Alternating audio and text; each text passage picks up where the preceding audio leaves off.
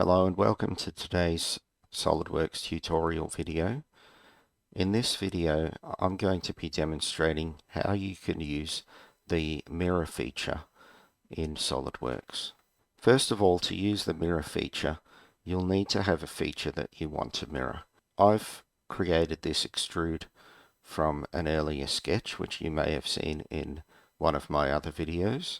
So the mirror feature is a small little one located over here at the very right hand side of the features tab. So if you click on this, you'll see that over here in the properties dialog box we have a number of inputs required.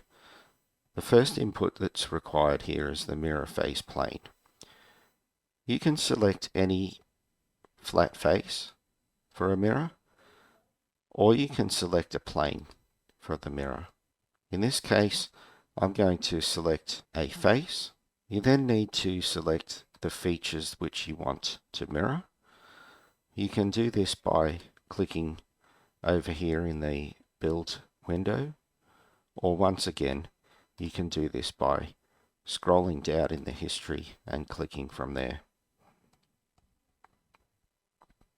If you have partial preview, you'll get a yellow outline on what's going to be actually mirrored. When you're happy with the preview and you want to complete that feature, go over here and click the tick or the OK, and your mirror feature will be complete. So there you have a simple introduction to the mirror feature in SolidWorks.